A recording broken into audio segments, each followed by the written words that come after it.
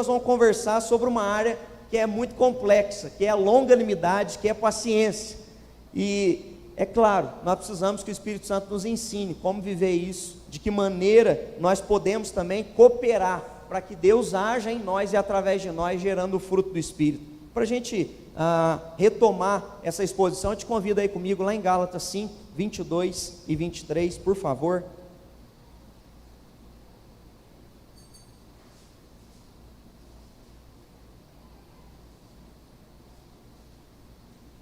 Gálatas 5, 22 e 23.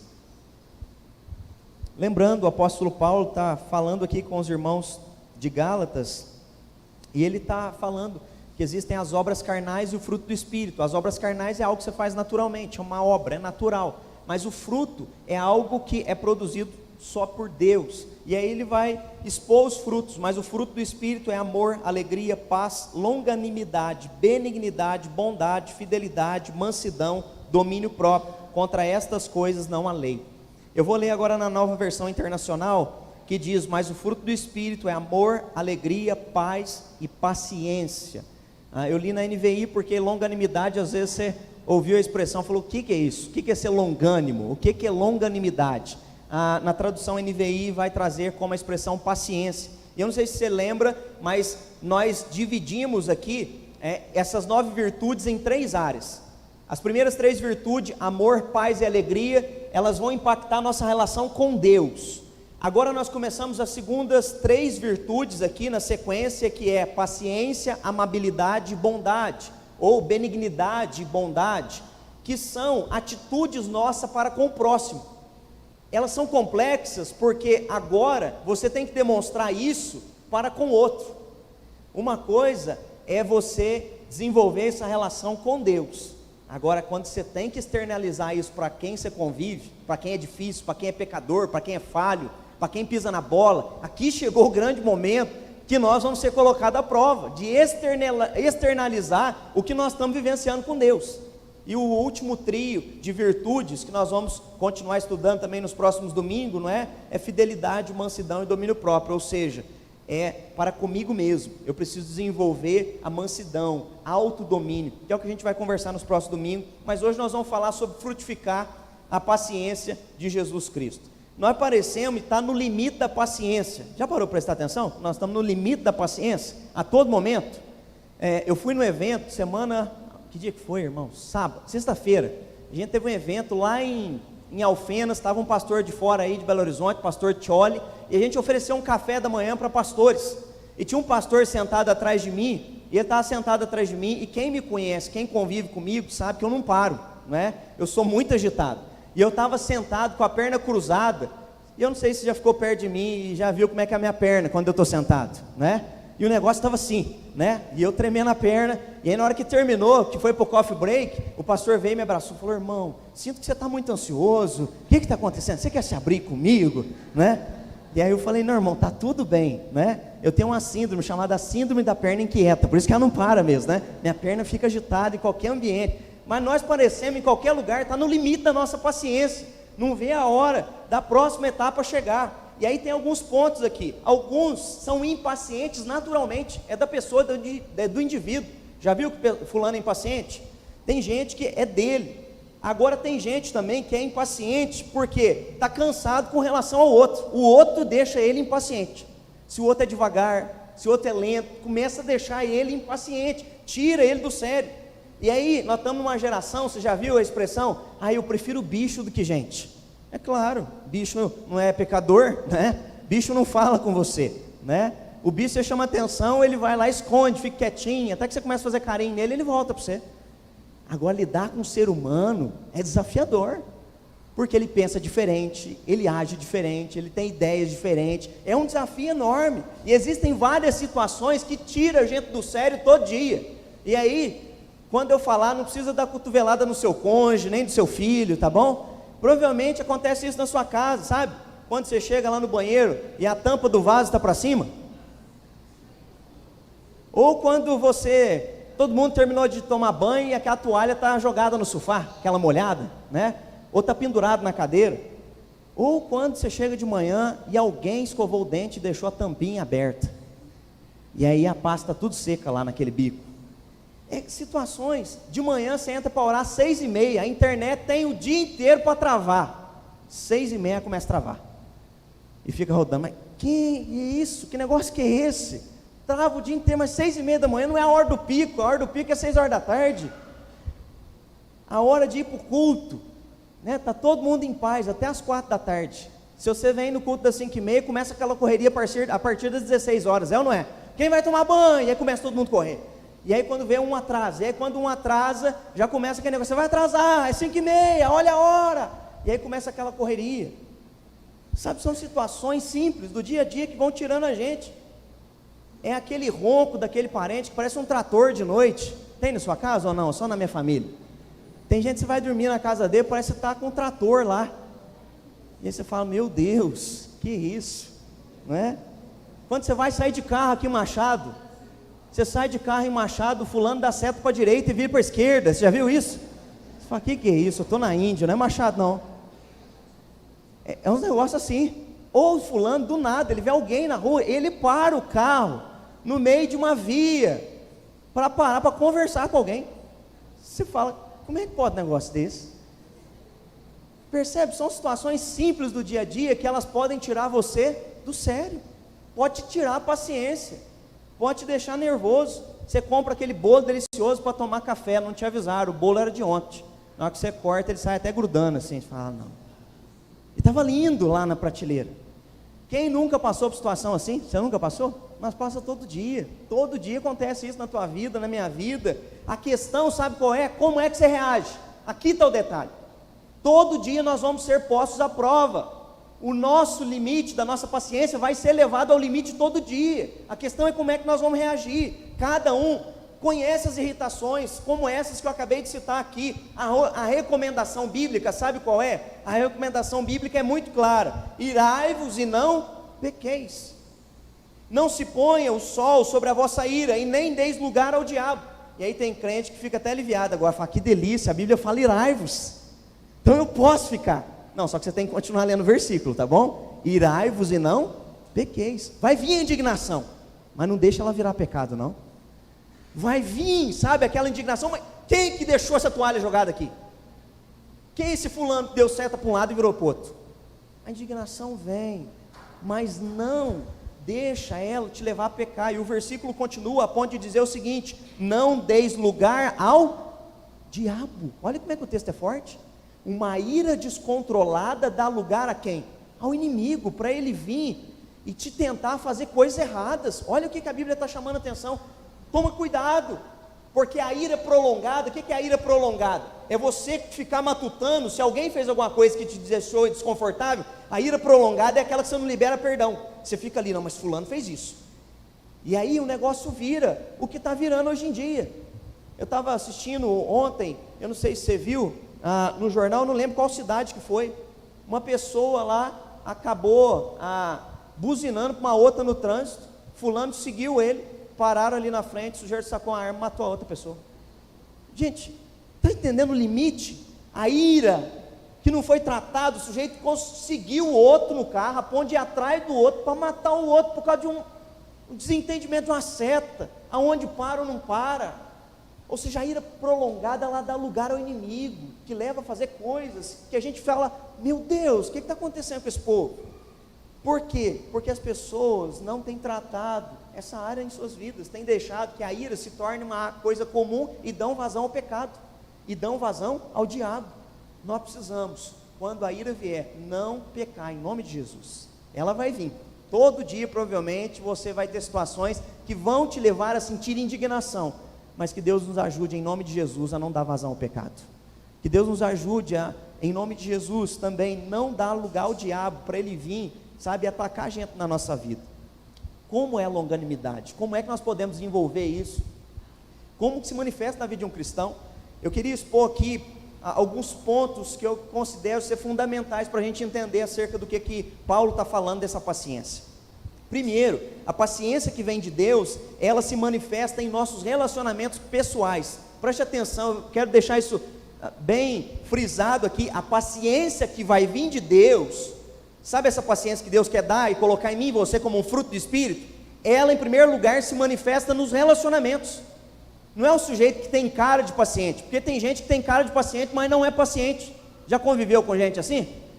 Você olha para ele, parece ser sereno, calmo, tranquilo, mas não tem nada de calmo, sereno, tranquilo. Não sei se já ouviram a história, né, do caminhoneiro e dos motoqueiros. Diz que tinha um caminhoneiro, ele estava parado ali, lanchando. Enquanto ele estava lanchando ali, nesses postos assim, à beira de uma rodovia, parou um bando de motoqueiro, entrou, e normalmente esses grupos têm rixas entre eles. Os motoqueiros entraram, começaram a provocar o caminhoneiro, mexeram com ele calmo, tranquilo, comendo ali o seu lanche. Alguém veio, jogou um copo de água na cara dele, e aí começou aquela provocação. Ele levantou, secou o rosto, foi lá, pagou o caixa e saiu calmamente. E o pessoal falando: que homem paciente, olha para você ver. Se fosse eu, a gente já tinha ido para o pau, já tinha brigado aqui. E aí, enquanto o pessoal estava comentando a paciência dele, a garçonete diz: paciente que nada, lá o caminhão está passando em cima das motos agora, olha. A paciência, ela só estava externalizada, ele já estava matutando o que ele ia fazer depois. Ele não foi para cima dos caras, mas ele pegou aquilo que ia afetar os caras. Tem gente que é desse jeito, você olha, na hora não acontece nada, mas depois que explode, você fala: estava lá, guardado. A cara estava de paciente, mas na hora que se manifesta nos relacionamentos, não externaliza isso. A palavra grego para paciência é macrotúmia, que significa ânimo espichado, por isso é longanimidade. Longânimo, ânimo longo, ou seja, é bem espichado. Sabe a paciência de Jó, quando a Bíblia fala, Tiago fala da paciência de Jó? Ou seja, é espichado, foi esticado, é isso que significa essa expressão. Um dos significados é tolerar as fraquezas, preste atenção. Sabe o que significa longanimidade? Tolerar a fraqueza e o defeito do outro. Difícil demais, né? Porque o outro é cheio de fraqueza, cheio de defeito, igualzinho a você. Só que a gente olha mais para o defeito dos outros que os nossos. E ainda mais quando a gente cai no perigo do moralismo ou do perfeccionismo, porque o outro sempre está errado, nós não. Mas o outro também erra, como você também erra. Essa atitude aqui de gente paciente, como o fruto do Espírito, ela vai se manifestar no teu e no meu temperamento. Como é que se manifesta, pastor? Vai se manifestar num temperamento longânimo, que vai oferecer o quê? Perdão. O longânimo, ele perdoa os outros, porque os outros falham. Ele sabe que os outros são pecadores, ele sabe que as pessoas erram. Ele não coloca as pessoas num padrão de perfeccionismo. E tem muita gente, presta atenção no que eu vou dizer, frustrada porque está achando que o outro é perfeito. Não existe ser humano perfeito, somente Jesus Cristo. O outro falha, todo mundo falha, teu pai falha, tua mãe falha, você falha como homem, você falha como mulher, nós falhamos enquanto pais, nós falhamos no ambiente profissional, porque nós somos homens e mulheres pecadores e pecadoras. E aí o que eu estou querendo dizer? Como é que a paciência vai se manifestar? Quando o outro falhar com você, em nome de Jesus, o Espírito Santo vai nos ajudar a perdoar essa pessoa, porque o paciente, para ele passar por aquela situação, se ele não liberar perdão, a ira vai se alongar. Lembra da ira? Você fica aguardando. Agora, se você pensa: o outro errou, mas eu também falho, eu vou liberar perdão, vamos conversar e vamos resolver a situação. Isso o quê? Acalma a situação. Provérbios 19:11 vai dizer o seguinte: a descrição do homem o torna longânimo, e a sua glória é perdoar injúrias. Olha o que está dizendo. O longânimo, sabe o que é a glória do longânimo, do paciente? Ele perdoa pessoas, ele é perdoador. E se não tiver perdão, irmãos, não há sustentabilidade dos relacionamentos. Lembra quando Pedro perguntou para Jesus: Senhor, quantas vezes eu tenho que perdoar? E Jesus então disse para ele: 70 vezes 7. Só que Jesus falou isso no dia. Ele não está falando para a vida toda, que às vezes você já fez o cálculo e pensa: não, na vida toda eu já perdoei o que Jesus falou, 70 vezes 7. Não, 70 vezes 7 é por dia. Se ele falou 70 vezes 7 por dia, sabe o que significa? Significa que podem errar com você esse tanto por dia. As pessoas vão falhar com você. E aí, quando a gente entende isso, a gente então começa a compreender que o outro erra, que o outro é suscetível a falhas, e isso vai trazendo uma compreensão de Deus para mim, de ser paciente com o outro, nas limitações, porque as pessoas são limitadas, e é o Espírito Santo que nos faz adiar a ira, e segurar então e liberar o perdão. Longanimidade é a mente que suporta por muito tempo antes de dar lugar à ação. Entenda o que eu estou dizendo. Ó, de novo, longanimidade é a mente que suporta por muito tempo antes de dar lugar à ação. Então, antes de dar lugar à ação, de ser bate pronto, primeiro se controle aqui dentro, porque Jesus falou que tudo que sai, né? Lembra que Jesus falou? A boca fala do que o coração está cheio. Tudo que sai, querido, uma ação, uma palavra, estava aqui dentro. Então, aonde é que você tem que se controlar? Não é na ação, é aqui dentro. Quando vier o desejo, eu vou falar. Não vou falar. Eu posso falar, mas não vou falar. Pessoas vão errar com você nessa rotatória deliciosa quando você sair daqui. Tá uma delícia ali, na hora que você encontra. Porque tem uns carros estacionados, tem gente que vem para cima dos carros estacionados, e aí o que você tem que ser? Longânimo. Daqui a pouquinho Deus vai te colocar à prova, na hora que você sair. E aí então você reduz, espera quem está descendo ir primeiro, dá preferência, e com calma você vai. É assim, é um processo primeiro de controlar aqui dentro, para depois tomar uma atitude. É através de um temperamento longânimo que nós vamos agir também com humildade, porque perdoar e para liberar perdão eu tenho que ser humilde. Eu não posso ser orgulhoso, porque o orgulhoso, ele se julga melhor do que o outro, então sempre o outro está em dívida com ele. Já viu gente orgulhosa?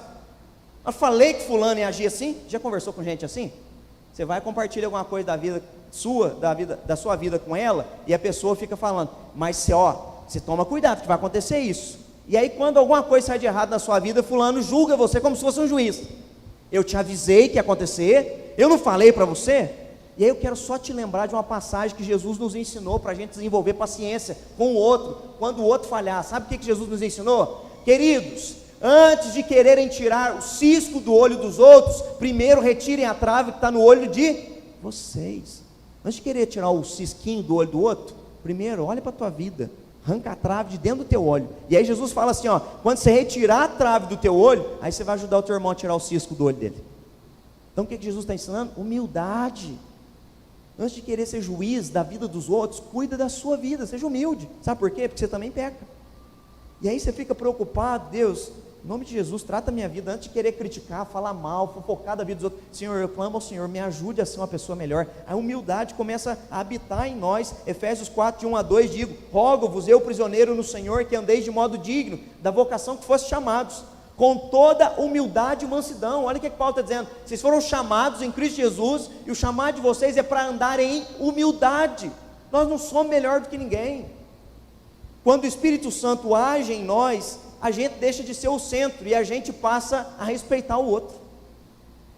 Lembra de Moisés? Toda vez que eu leio, né, a gente está lendo agora, a gente já está em Juízes, é claro, mas toda vez que eu leio ali o Pentateuco, eu fico pensando, que homem paciente que era Moisés. Você imagina?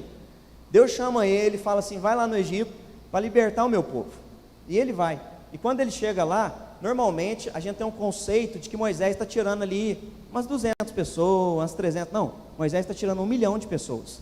Alguns estudiosos vão dizer que é de 1 milhão a 2 milhões, é muita gente, e muita gente reclamando ao mesmo tempo.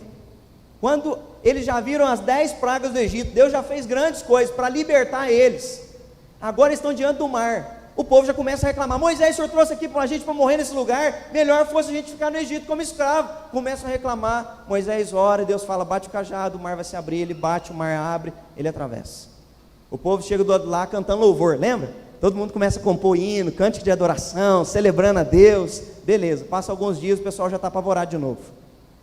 Já está apavorado por quê? Porque estão no deserto, e no deserto é um ambiente hostil, falta água, falta comida, falta carne, e Deus manda maná, Deus manda codornizes, Deus dá direção, Deus vai fazendo milagres, e o povo não para de reclamar, e Deus vai suprindo, e eles ficam 40 anos reclamando, até que chega um ponto em que Moisés perde o controle, a paciência, a longanimidade.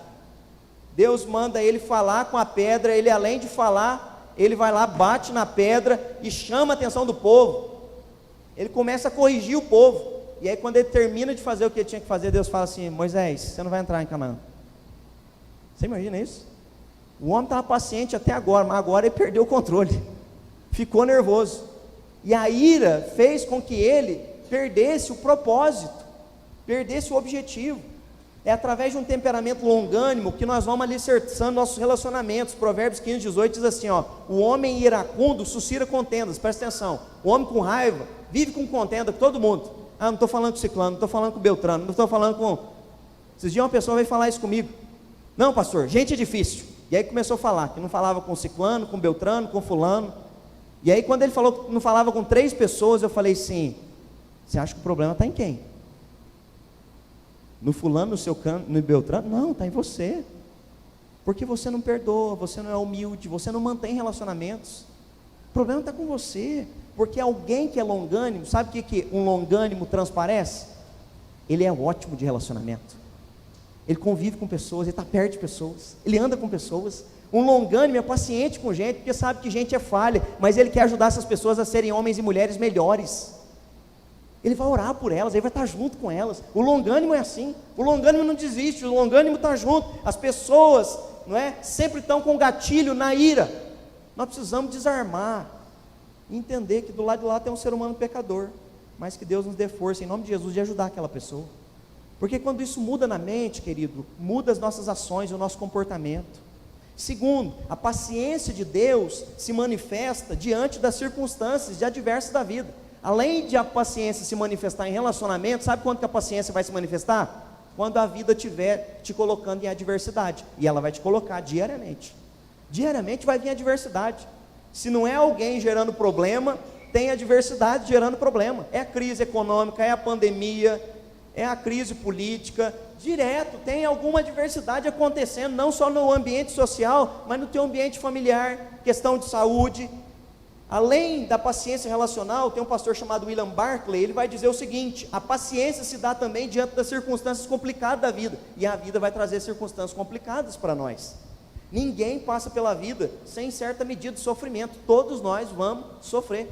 Eu me lembro quando eu fiz uma série, quando eu cheguei aqui na igreja, em 2021, e aí teve uma irmã que terminou a pregação, falou: pastor, o senhor falou uma frase tão dura, mas que eu ouvi aquela frase, eu carrego ela até hoje. Foi quando eu falei, né, que viver é sofrer. Não existe vida sem sofrimento, querido. Sabe por quê? Porque nós vivemos num mundo onde a natureza é caída. Então, desde que nós nascemos, nós convivemos com o sofrimento. Ele faz parte da nossa existência. E aí o desafio é ser paciente quando a adversidade vem, quando o sofrimento vem, porque ele vem de diversas formas. Quando você muda a cosmovisão e a perspectiva, você passa a olhar para o sofrimento ou para a adversidade de outra forma. O salmista Davi, no Salmo 119, versículo 71, não sei quem estava hoje de manhã, 6:30 na devocional, Davi diz o seguinte, eu falei isso de manhã: foi-me bom ter sido afligido, para que eu aprendesse a tua palavra. Senhor, eu passei pela aflição, mas obrigado, porque no momento da aflição o Senhor me ensinou a tua palavra, o Senhor me ensinou a Bíblia, o Senhor me ensinou os teus estatutos, o Senhor me ensinou a tua lei. Deus vai nos ensinar nesses momentos de adversidade. E é interessante que eu fui ler outra tradução da palavra macrotúmia, que é longanimidade, e o autor vai dizer o seguinte: a planta nova é dobrada de um lado para o outro, e então o vento desenvolve raízes fortes na planta. Um dos significados de longanimidade é algo que está vindo sobre alguém, como se fosse uma planta soprando adversidades, mas planta flexível, que é soprada de um lado para o outro, a raiz dela é muito forte, ela não cai, a raiz dela sustenta ela. A longanimidade é isso, querido. A longanimidade é a capacidade de enfrentar a oposição, mas você está solidificado, você sabe em quem você crê, você continua firme, você continua fundamentado. Lembra quando Jesus disse que aquele que ouve as minhas palavras e as pratica é como um homem e uma mulher que construiu a sua casa sobre a rocha? O que ele estava dizendo? Vai vir vento, vai vir tempestade, mas a sua casa não vai cair, porque é o fundamento que sustenta a gente. Ou seja, o vento vem, ele nunca disse que não viria, ele disse: no mundo vocês vão ter aflições, mas tem de bom ânimo, eu venci o mundo. Ou seja, estar nele nos dá força para ser paciente quando a vida dói, e a vida dói. O Espírito Santo de Deus nos dá ânimo longo em dias difíceis. Romanos 12:12, a palavra de Deus vai dizer: regozijai-vos na esperança, sede pacientes na tribulação, na oração perseverantes. Então, quando é que Paulo está falando para nós ser paciente? Na tribulação. Se Paulo está falando para a gente ser paciente na tribulação, é porque está dizendo para a igreja: vocês vão passar por tribulação, vocês vão passar. Então, quando ela vier, sejam pacientes quando ela chegar. Outro detalhe, o Espírito Santo vai nos dar esperança em Deus, seja qual for a vontade de Deus, nós vamos ter esperança em Deus, isso é maravilhoso. Romanos 5, 3 e 4 diz assim: e não somente isso, mas também nos gloriamos nas próprias tribulações, sabendo que a tribulação produz perseverança, e a perseverança experiência, e a experiência esperança. Olha que lindo isso, o texto está dizendo, vocês vão passar por tribulação, mas quando ela vier, se vocês estiverem firmados em Deus, a tribulação vai gerar perseverança em vocês. Pastor, o que é perseverança? Esse é um benefício. O benefício da adversidade é perseverança. Então, sabe o lucro de um problema? O pastor Rick Warren fala sobre isso. Ele fala, é possível lucrar com seus problemas. A cosmovisão nossa hoje, a C.S. Lewis fala isso, Philip Yancey fala isso, nós vivemos numa geração que quer viver a geração chamada de indolor. Já viu o tanto de remédio que a gente toma? Deu uma dor no cabelo, você vai lá e toma um remédio, relaxante muscular, aí fica todo mole lá, não estou sentindo mais nada, não posso sentir nada, faz uma academia, subiu uma escadinha, jogou um futebol, toma relaxante muscular, por quê? Não quer sentir dor. Nós somos de uma geração que não enfrenta a dor, nós somos de uma geração que não gosta de sofrer. Eu estou tendo que trabalhar isso com a minha filha, 5 anos, o Miguel quando tinha 5 anos, gente, você precisava de ver, não podia perder um jogo de futebol, que ia para casa iracundo, chorando, quer ganhar todo o jogo. E aí eu lembro que eu fui levar para fazer terapia, o Tato era psicólogo, né? E eu falei, o que eu faço com ele, Tato? Ele não sabe perder. Aí o Tato falou, joga a bola com ele e faz ele perder todo o jogo. Enfrentamento, enfrenta ele, mostra para ele que ele vai perder. E eu lembro que eu apostava corrida com ele de todo jeito, vamos subir escada, subir correndo na frente dele, vamos correr até ali, vamos, corria. E aí ele foi vendo uma coisa, eu perco, eu vou perder. Nós precisamos ensinar os nossos filhos que eles vão perder. Sabe por quê? Porque essa geração atual, ela é a geração que super protege tanto o filho, que quando o filho chega na adolescência ou na juventude, e ele sofre qualquer perda, ele quer tirar a vida, porque ele nunca aprendeu a perder, ele sempre teve tudo, sempre o pai, a mãe deu tudo, ele nunca aprendeu que há a fase de privações na vida, ele nunca aprendeu a ouvir não, ele nunca aprendeu a perder, e ele vai perder, percebe? O que a Bíblia então está nos ensinando aqui? Que nós precisamos ensinar os nossos filhos, não é? A desenvolver o que? Perseverança. O que é perseverança? Eu posso perder, mas eu continuo. Eu posso não ganhar tudo, mas eu continuo. As coisas podem não sair tudo do jeito que eu planejei, mas eu continuo servindo a Deus. É assim, a vida é assim. A vida trata isso com a gente. Perseverança é a capacidade de suportar ou manter-se fiel naquilo que você crê. Eu posso ganhar ou perder, mas eu me mantenho fiel crendo em Deus. Minha fé não é pelo que Ele me dá, a minha fé é porque eu creio nele, creio no amor dele sobre a minha vida. Eu tenho um relacionamento com Ele, não são as coisas, entende? Independente das coisas, independente do dia bom ou do dia mau, eu continuo crendo nele. Isso é perseverança, é isso que Deus quer gerar, homens e mulheres pacientes a ponto de entender. Eu não me guio pelas circunstâncias, eu me guio pela fé no meu Deus. O apóstolo Paulo chama a gente a entender isso, lá na carta aos Colossenses. E se tem alguém para ensinar perseverança para a gente, foi Paulo. Eu já descrevi aqui, acho que uns 3 domingos atrás, eu preguei sobre isso. Eu quero só te relembrar alguns detalhes da vida de Paulo. Ele teve de descer num cesto para fugir de uma prisão, não sei se você lembra, o povo queria pegar ele, teve que descer num cesto. Depois, a gente vai ver lá em Antioquia, os poderosos da cidade queriam pegar ele, e ele foi expulso da cidade. Ele foi na cidade de Listra, na primeira viagem missionária, a turma pegou ele no portão da cidade e apedrejou ele, quase matou ele no portão da cidade. Paulo depois, em Macedônia, foi açoitado, ele foi preso, amarrado a um pé, num tronco, e bateram nele e chicotearam ele. Lembra dessa passagem?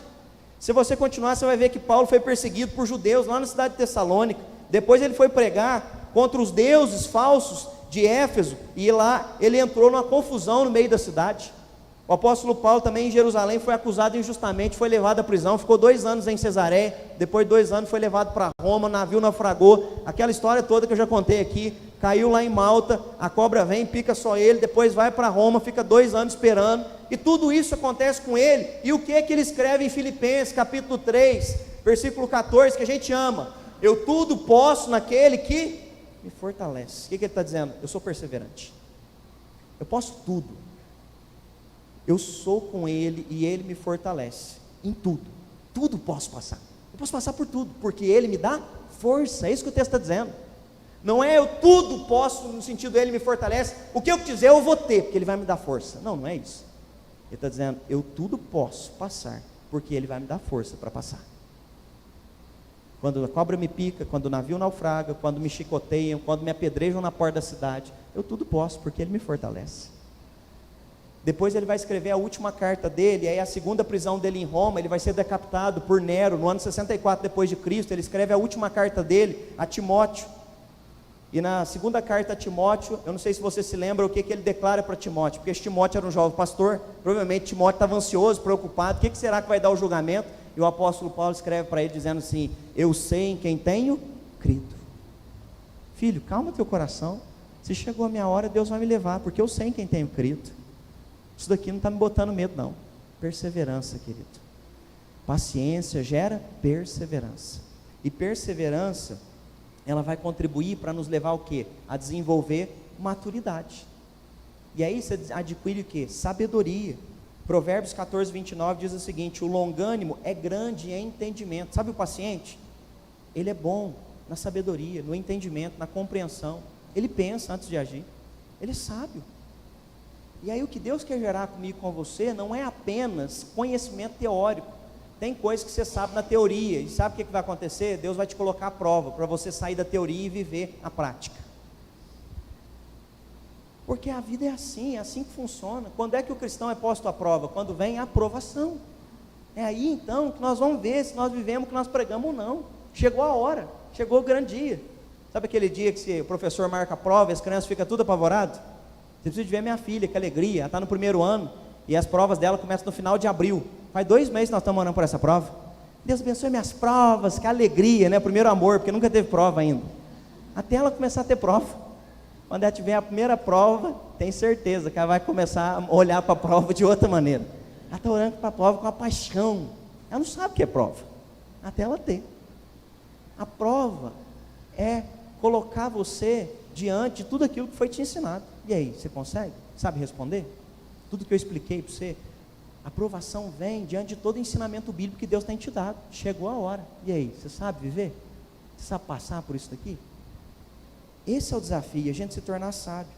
Um terceiro e último ponto, nós desejamos a atitude de paciência, e essa atitude de paciência só é possível se a gente aprender com Deus. Entenda aqui, provavelmente, depois de eu expor tudo isso, o questionamento que deve estar no seu coração é, meu Deus, estou longe de ser paciente. Pastor, o negócio é mais complexo do que eu pensava. Eu achava que paciente era alguém calminho. Como é que eu faço isso? Aí é o terceiro e último ensinamento aqui sobre paciência. Se a gente deseja ser paciente, a gente precisa aprender com Deus, porque Deus é paciente. E aí provavelmente você deve estar lendo a Bíblia comigo no Antigo Testamento, se você está lendo com a gente lá em Juízes, e aí provavelmente você deve estar perguntando, pastor, o senhor está falando que Deus é paciente, mas eu estou lendo o Antigo Testamento, parece que Deus não é paciente. Não, Ele é paciente. Se você ler com amor e carinho, e prestar atenção aos textos, você vai ver como que Deus foi misericordioso com aquele povo. Como que Deus foi um Deus zeloso por um povo que não parava de falhar e não parava de errar. Sabe como que Deus se apresenta lá para Moisés em Êxodo capítulo 34 versículo 6? Eu sou o Senhor, Deus de compaixão e de misericórdia, eu sou lento para mirar e cheio de amor e de fidelidade. Olha como que Deus se apresenta. Eu sou lento em mirar. Porque, meu irmão, se você está lendo comigo, você viu o tanto que aquele povo errou com Deus? O tanto que aquele povo murmurava, reclamava, queria desanimar, desistia, criava ídolo. O tanto que aquele povo, toda hora você fica lendo. E aí, eu não sei você, mas eu fico pensando, Moisés. Como é que Moisés está liderando esse povo? 40 anos e esse povo não para de reclamar, não para de murmurar. E Moisés tendo que pacificar toda hora. Toda hora ele tem que vir calmar o coração do povo, porque o povo está inquieto. Deus se apresenta também lá em Êxodo 32, falando justamente isso, que Ele é lento em se irar. Nós precisamos entender o seguinte, se você continuar lendo, você vai ver, Deus se manifestou assim para Moisés, mostrando, eu sou misericordioso. E aí quando Moisés desce do Sinai, o negócio está uma bagunça lá embaixo. Moisés volta, ora, intercede, fala, Senhor, não acaba com todo mundo não, tem misericórdia desse povo, e Deus foi misericordioso. Se você continua lendo, você vai ver que esse povo não para de errar, eles não param. Quando eles vão entrar em Canaã, Deus vem e fala para Josué: não desvie nem para a direita, nem para a esquerda. Eu vou ser com vocês, onde vocês estiverem. O povo entra lá, toma a terra, louva ao Senhor, canta o cântico, igual depois do Mar Vermelho, lembra? Josué 24. Aí Josué tem que vir reunir todo mundo e fala: hoje vocês precisam escolher quem é que vocês vão servir. Eu já sei, eu e minha casa serviremos ao Senhor, eu não sei vocês. Você começa o livro de Juízes, você fala: não é possível. Aí você começa o livro de Juízes, o pessoal já desandou tudo de novo. E fala que a próxima geração já não sabia mais quem era o Senhor, e já não se lembrava mais dos seus milagres. O povo já se despertou de novo. E Deus continuou sendo o quê? Misericordioso. Deus vem e levanta um juiz, Ele suscita um juiz. Aí entra o ciclo de erro, o povo se desvia, Deus levanta um juiz de novo. Vem, liberta eles, e eles caem em pecado, Deus suscita um juiz de novo. Vem, liberta eles. Olha que Deus misericordioso. Se você está lendo a Bíblia comigo, você está vendo, Ele é tardio em irar-se, porque Deus sustentou uma nação, um povo que vivia longe dEle. O profeta Jonas ficou indignado com Deus, porque Deus era tão misericordioso, não só com Israel, mas Ele era misericordioso com os ninivitas. Vai lá e prega em Nínive, lembra Nínive, o povo mau de Nínive, que matava as nações vizinhas, escalpelava, arrancava a pele, deixava o povo no deserto, morrendo, queimado no deserto, sem pele. E aí Deus fala assim: ó, vai lá e prega a palavra de justiça e juízo, se o povo se arrepender eu vou salvar eles. Aí Jonas: ah não, Deus, o Senhor faz isso com Israel, o Senhor vai fazer isso com eles também? Percebe? Os profetas viam, esse Deus é misericordioso demais. Oséias declarou isso, que Deus havia sido paciente. E Oséias faz uma analogia comparando, porque sabe quem que é paciente? Pai e mãe. Esses dias um pai e uma mãe me procurou, falando: pastor, teu filho também faz bagunça na sua casa? Eu falei: claro, é um ser humano. Meu filho não é querubim não. Tem gente que acha que filho de pastor é querubim, né? Semana minha filha prontou a correria na escola, caiu de cabeça lá. Gente, foi uma correria. Começou a passar mal, tivemos que levar para o hospital, fazer lá os exames. Aí a médica falou: louvado seja Deus, não tem traumatismo, está tudo bem. Beleza, voltamos para casa. A médica falou assim: ó, 3 dias em observação. Irmãos, no outro dia já acordou no 220. No 3º dia já queria ir para a escola, estava pulando para todo lado, queria jogar bola. É criança, é um ser humano. E Oséias vai dizer o seguinte, nesse cuidado do pai e da mãe com o filho. Oséias diz assim: quando Israel era menino, eu amei, e do Egito eu chamei meu filho, mas quanto mais chamava, mais ele se afastava de mim. Oferecia sacrifícios a imagens a Baal, e queimava incenso aos ídolos. Eu ensinei Israel a andar. Olha Deus tratando Israel como um filho, como uma criança. Eu conduzi Israel pela mão, mas ele não se deu conta de que era eu que cuidava dele. Eu guiei Israel pelos laços de amor, tirei o jugo do seu pescoço, e eu mesmo me inclinei para alimentá-lo. O profeta Oséias está dizendo assim: Deus sempre cuidou de vocês como um pai cuida de uma criança. Ele foi paciente demais, cuidando. Jeremias passou 40 anos da vida, sabe o que ele passou 40 anos suplicando ao povo de Judá? Para que eles voltassem para Deus. Voltem-se para o Senhor, voltem para o Senhor. Essa foi a pregação dele, de um chamado. Querido, pode ser que você esteja pensando: pastor, no Antigo Testamento então Deus foi misericordioso, foi demais, foi tardio em irar-se, e continuou cuidando desse povo. 70 anos depois do cativeiro, Deus trouxe eles de volta. Deus levou aquela nação de novo ao lugar que Deus havia prometido. Deus foi tardio em irar-se. Você precisa ser paciente, você precisa olhar para Deus, porque nós convivemos com gente pecadora, igualzinho o povo de Israel. Nós convivemos com gente falha, igualzinho eles. Erram, falham. Agora eu quero ir para o Novo Testamento com você. Se você não está assistindo, fica a minha indicação. Você gosta de assistir série? Assiste The Chosen. Você não assistiu ainda, vai assistir com sua família. Reúne todo mundo. Pai, mãe, as crianças, senta lá e vai assistir para você ver. Que delícia. The Chosen é os escolhidos, tá? Os escolhidos são os discípulos. Então é Jesus chamando os discípulos. Queridos, se nós queremos aprender a ser paciente, nós precisamos olhar para Jesus. Jesus, ele foi paciente com Pedro, que era instável. Pensa no homem instável, era Pedro. E aí eu quero que você pense comigo, imagina as situações que Jesus viveu com Pedro. Jesus chamou Pedro lá no dia da pesca maravilhosa. Pedro se declara para Jesus: Senhor, não sou digno que o Senhor fique aqui no meu barco, Senhor, por favor, que é isso? Jesus falou: calma Pedro, nem pescar você não vai mais, a partir de hoje você vai pescar almas, você não vai ser mais pescador de peixes. Pedro é todo instável, se declarava. Aí Jesus vai e pergunta, né? As pessoas estão falando aí acerca de mim, mas quem que elas estão dizendo que eu sou? E aí cada um começa a dizer, e aí Jesus fala, e vocês, quem dizem que eu sou? Aí Pedro vai, tu és o Cristo, Filho do Deus vivo. Jesus então faz um elogio para ele, bem-aventurado és tu, Simão, porque foi o próprio Espírito Santo, foi o próprio Deus que te revelou. Ele se alegra no coração, a soberba já vem. Jesus fala, gente, vamos mudar de assunto, quero falar para vocês que eu vim e eu vou morrer e padecer pelos vossos pecados. O Pedrão que acabou de falar, tu és o Cristo, o Filho do Deus vivo, agora fala assim, Jesus, não faz isso não, negócio de morrer não é coisa boa não, o senhor pode falar, isso vai assustar os discípulos, olha que palavra, né? Palavra triste, esse negócio de morrer, não é bom usar esse vocabulário, vamos usar um vocabulário positivo, né? Hoje está muito em dia esse negócio, né? Vocabulário positivo, vamos pensar. E aí o Pedro, que acabou de falar quem era Jesus, agora quer corrigir Jesus. E aí Jesus vem e fala, arreda-te de mim, Satanás, porque tu não cogita das coisas espirituais, mas tu cogita das coisas terrenas. Pedrão foi repreendido, e Jesus paciente, Jesus continua andando com esse Pedro, que sabe que dali alguns anos vai trair ele, e o Pedrão batendo no peito, na mesa da Santa Ceia, todos aqui vão te trair, menos eu, que eu sou melhor do que eles. E aí Jesus, Pedro, antes que o galo cante, você vai me trair 3 vezes, filhão, calma aí, eu sei quem você é, só você que não sabe quem você é ainda. O grande problema é que às vezes você não sabe quem que você é, você está se achando tão bom, que você acha que você não falha, você falha, como o outro também falha.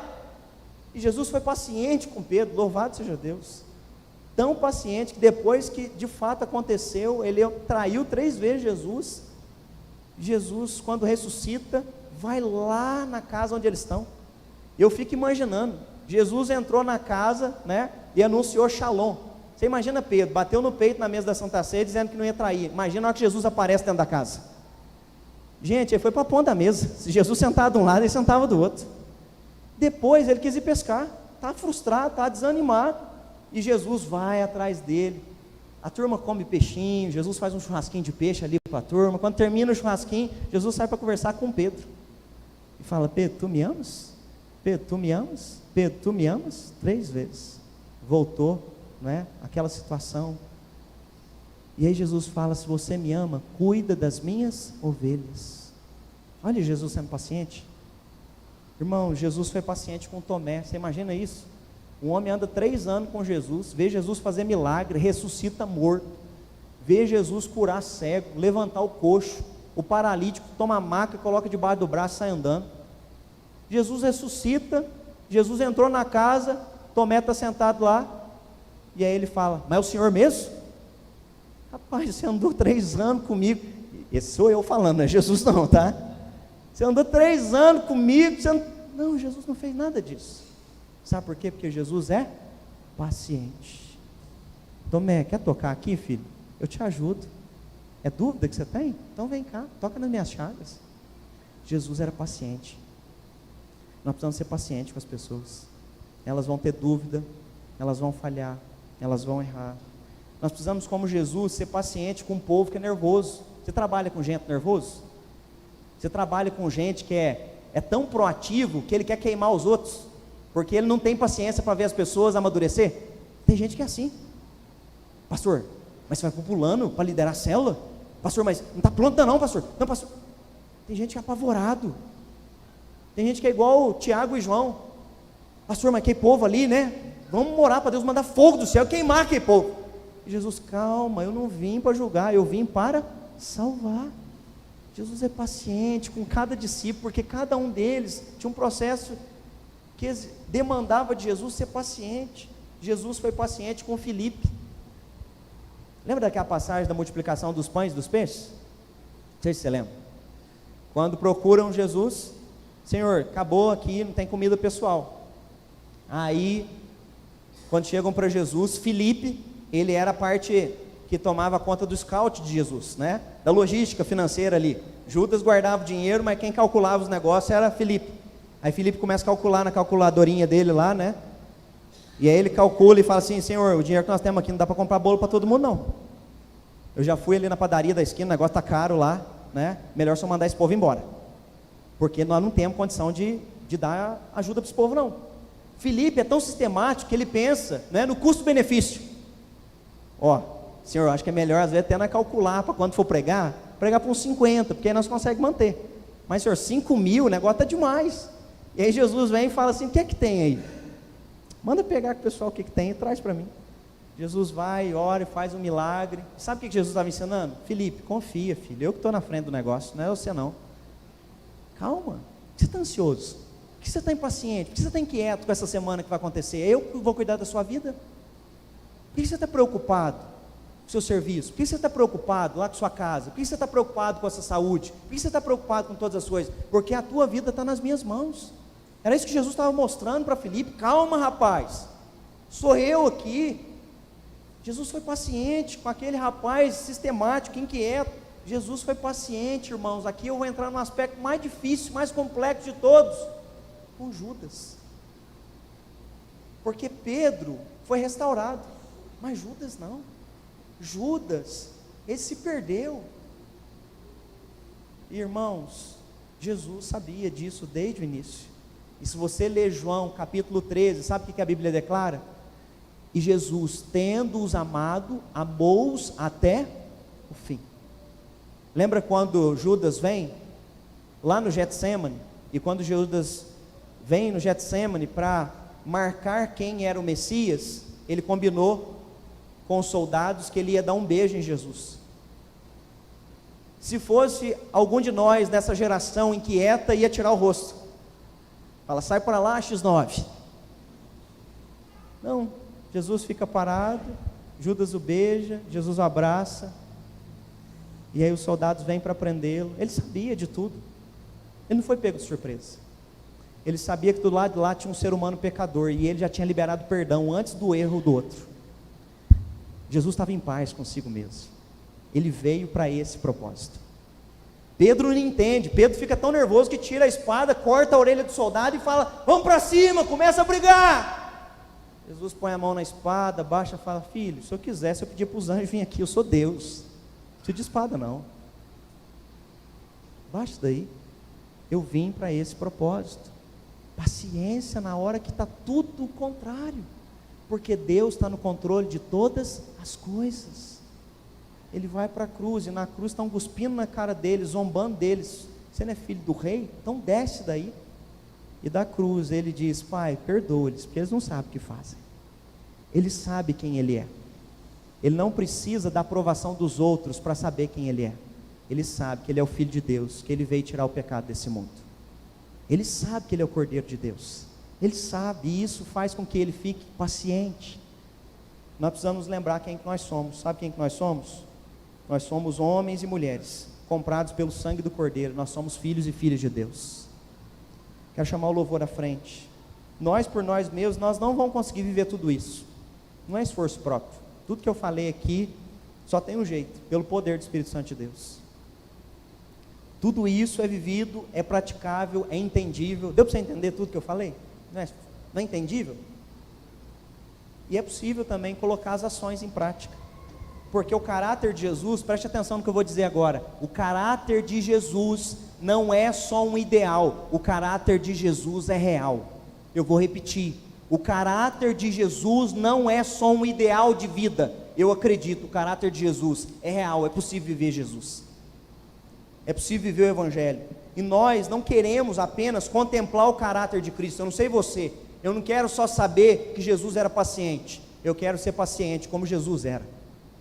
Eu quero amar como Ele, eu quero viver como Ele, eu quero falar como Ele, eu quero, quando a situação adversa chegar, mesmo no vale, mesmo no meu Getsêmani, poder me colocar de joelhos e falar, Deus, se for possível, passa de mim esse cálice, contanto, não seja feito o que eu quero não, Senhor, que faça o que o Senhor quer, porque a Tua vontade é boa, eu confio no Senhor, que Deus nos dê paciência para enfrentar o que nós temos que enfrentar, e Deus nos dá força, louvado seja Deus. Essa semana, compartilhei com alguns irmãos, quando nós chegamos aqui, uma coisa que eu sempre tenho ensinado à igreja é orar pela aprovação que você vai passar. O que Jesus estava fazendo no Getsêmani era orar, para que Deus desse força para que ele enfrentasse a cruz do Calvário. E nós começamos a orar, todo janeiro nós aqui na segunda EPI fazemos 12 dias de oração, consagrando os meses que virão. E um dos dias a gente tira para orar só pelos problemas que nós vamos passar. Eu me lembro que quando eu comecei a fazer isso, os irmãos falaram: pastor, orar por problema que nós vamos passar? Sim, que nós vamos passar. Mas se a gente orar, se fortalecendo antes, quando chegar lá, Deus vai dar força e a gente vai passar. E essa semana, louvado seja Deus, não é? Depois de 2 anos tão difíceis, a Eveline foi fazer os exames, né? Tomografia, depois da cirurgia de retirada do câncer do pulmão, e louvado seja Deus, a cabeça está limpa, os órgãos estão limpos. O Senhor nos fortaleceu para passar, o Senhor nos sustentou, o Senhor trouxe calma ao nosso coração, o Senhor colocou gente que cuidou de nós, o Senhor nos ensinou a ser perseverante, o Senhor nos ensinou que Ele continua no controle de todas as coisas. Nós não queremos apenas contemplar, nós queremos viver Jesus. É tempo de clamar, porque Deus diz: falta sabedoria? Peça, e o Senhor vai dar para você. Está faltando sabedoria? Você está sendo imprudente? Você está sendo reativo? Você está sendo instintivo? Em nome de Jesus, peça sabedoria. Não saia daqui pensando: isso daqui não é para mim não, isso daqui é para você. Deus te trouxe aqui porque Ele quer mudar seu coração. Deus quer acalmar você. Clame a Deus nessa noite, feche seus olhos, sobre áreas da sua vida, onde você está sendo nervoso, aonde que te deixa nervoso. Você consegue pensar? É na sua casa? Como é que está a sua relação com seus filhos? Como é que está a sua relação com o seu patrão? Como é que está a sua relação com os seus empregados, com os seus funcionários? Como é que está a sua relação com a sua esposa? Às vezes você está descontando nela. Às vezes você, esposa, está descontando no seu marido. Peça a Deus: Senhor, tira a impaciência do meu coração. Às vezes você está cheio de raiva e clame ao Senhor: Senhor, eu quero viver o versículo que diz: irai-vos e não pequeis. Eu não quero pecar, Senhor. Eu não quero ser iracundo, eu não quero viver no meio de contenda. Clame ao Senhor que tire a raiva, e clame ao Senhor que manifeste o poder do Espírito Santo dentro de você. Renuncie toda a ira nessa noite. Fala: Senhor, eu renuncio toda a ira, eu renuncio todo o ódio, eu renuncio toda a inveja. Eu não vou ser guiado por emoção doente, mas eu quero viver emoções saudáveis que vêm do Teu Espírito Santo. Na sua vida nessa noite, clame o poder do Espírito Santo. Clame: Espírito Santo, vem sobre mim. Espírito Santo, me enche. Clame que o Espírito Santo traga consciência. Quando chegar o momento que você for posto à prova, clame: Espírito Santo, me faz lembrar dessa palavra aqui todo dia. Espírito Santo, me lembra, eu quero viver isso. Clame a Deus para gerar em você perseverança. Fala: Senhor, me ajuda a ser constante. Clame ao Senhor para que Ele gere em você esperança. Clame ao Senhor para que Ele gere em você paciência, e que você procure a pacificação em nome de Deus. Deus, nessa noite, como Teus filhos e Tuas filhas, a nossa oração, Pai, nós não queremos, Deus, viver guiados pelas obras carnais. Nesse mundo, Deus, é natural para aqueles que estão no pecado falar mal dos outros, entrar em rede social só para discutir, para expor dor, pecado, falha. Nesse mundo, Deus, é tão normal, ó Pai, ficar compartilhando, ó Pai, fake news, para ficar falando mal dos outros. Pai, nós não queremos ser igual a esse mundo não, nós queremos ser como Teu Filho, Deus. Nós queremos ser homens e mulheres pacientes, e quando alguém pecar, Deus, nós não queremos ser aquele que joga pedra, mas nós queremos ser como Jesus, que vai lá, Deus, e vai ajudar aquela pessoa a se levantar e sair dali lavada pelo sangue do Cordeiro, ó Pai. Nós queremos ser gente, ó Pai, que olhe para o perdido e que tem paciência com ele. Deus, tem tanto adolescente vindo aqui, ó Pai, com a vida, Deus, destruída por causa do pecado, mas eu creio, Deus, eu vou ver jovens, eu vou ver adultos, Deus, com a vida transformada pelo poder do Teu Espírito Santo. Eu creio, Pai. Deus, dá paciência para a gente na nossa vida conjugal. Tem tanta gente que explode por causa de coisa pequena, e eu clamo em nome de Jesus: tira a raiva, tira a paciência, tira a inquietude dessa pessoa, tira essa ansiedade, tira esse medo, tira, Deus, todo o trauma que tem atrapalhado a vida das pessoas. E em nome do Senhor Jesus, lembra elas nessa noite, ó Pai, como o salmista nos lembra: aquietai-vos e sabei que eu sou Deus. Se tem gente que entrou aqui nessa noite ansiosa, que saia daqui com a certeza, Deus, que o Senhor está no controle da vida dela, Pai, e que a paciência, a longanimidade possa invadir o coração do Teu filho e da Tua filha nessa noite, em nome de Jesus. Que a gente possa demonstrar isso nos nossos relacionamentos, Pai. É lindo falar, mas nós não queremos ficar só na fala não, nós queremos viver, Pai. Nos ajuda a viver a Tua palavra, em nome de Jesus. Esse é o nosso clamor, para nós podermos, ó Pai, alcançarmos a perseverança, a sabedoria, a esperança e a maturidade. E que assim, Deus, as pessoas possam olhar para nós e glorificar o Senhor que está nos céus. Em nome de Jesus, amém, Deus. Amém. Vamos colocar de pé e juntos adorar o nosso Deus.